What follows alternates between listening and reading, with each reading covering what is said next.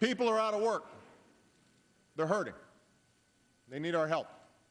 And I want a jobs bill on my desk without delay. But the truth is, these steps won't make up for the 7 million jobs that we've lost over the last 2 years. The only way to move to full employment is to lay a new foundation for long-term economic growth and finally address the problems that America's families have confronted for years. We can't afford another so-called economic expansion like the one from the last decade, what some call the lost decade, where jobs grew more slowly than during any prior expansion, where the income of the average American household declined, while the cost of health care and tuition reached record highs, where prosperity was built on a housing bubble and financial speculation. From the day I took office, I've been told that addressing our larger challenges is too ambitious. Such an effort would be too contentious. I've been told that our political system is too gridlocked and that we should just put things on hold for a while. For those who make these claims, I have one simple question. How long should we wait? How long should America put its future on hold? You see,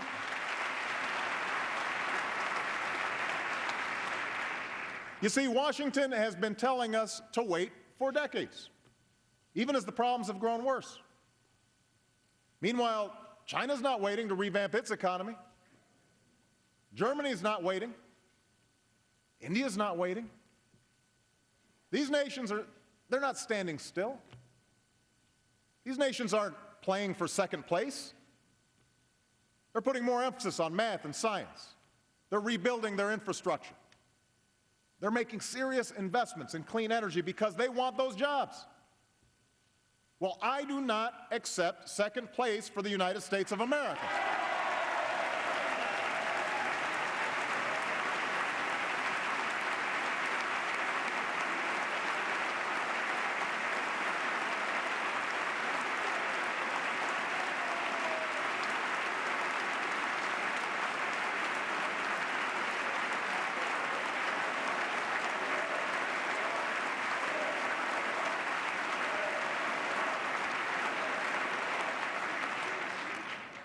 As hard as it may be, as uncomfortable and contentious as the debates may become, it's time to get serious about fixing the problems that are hampering our growth.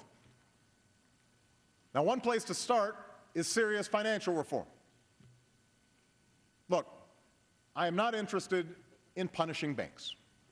I'm interested in protecting our economy. A strong, healthy financial market makes it possible for businesses to access credit and create new jobs. It channels the savings of families into investments that raise incomes.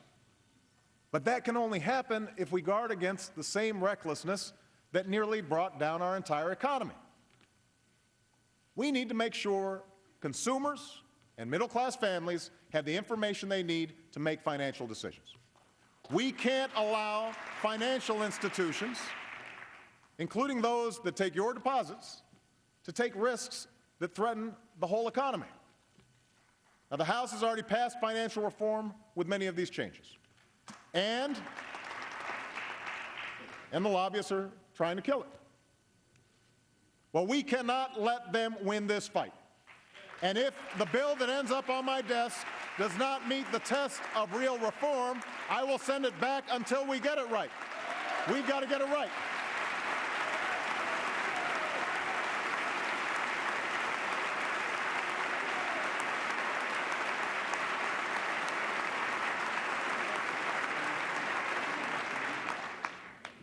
Next, we need to encourage American innovation. Last year, we made the largest investment in basic research funding in history. An investment that could lead to the world's cheapest solar cells, or treatment that kills cancer cells but leaves healthy ones untouched. And no area is more ripe for such innovation than energy. You can see the results of last year's investments in clean energy.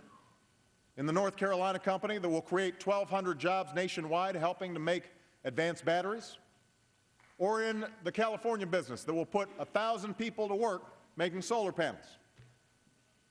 But to create more of these clean energy jobs, we need more production, more efficiency, more incentives. And that means building a new generation of safe, clean nuclear power plants in this country.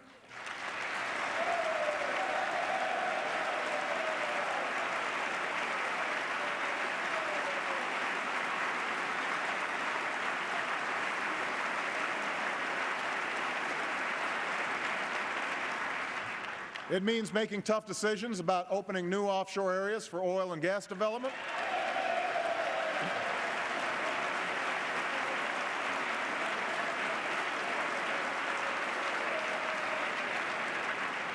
It means continued investment in advanced biofuels and clean coal technologies.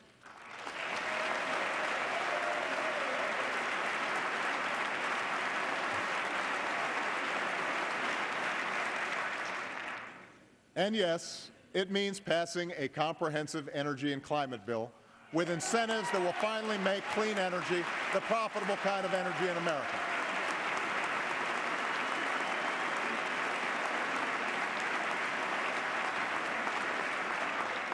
I'm grateful to the House for passing such a bill last year. And this year I'm eager to help advance the bipartisan effort in the Senate. I know there have been questions about whether we can afford such changes in a tough economy. I know that there are those who disagree with the overwhelming scientific evidence on climate change. But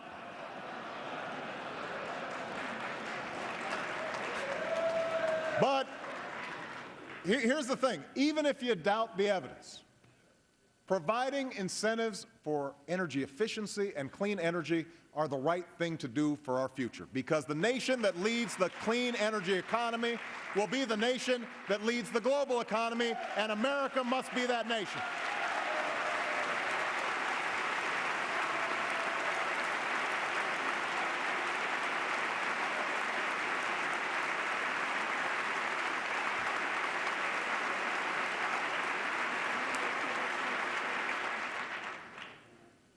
Third, we need to export more of our goods.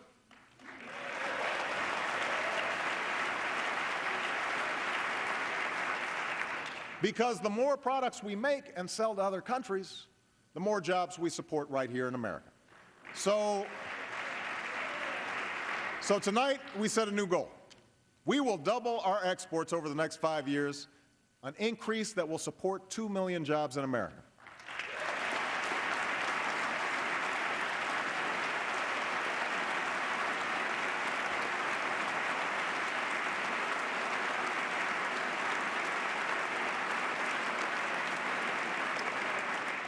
To help meet this goal, we're launching a national export initiative that will help farmers and small businesses increase their exports and reform export controls consistent with national security.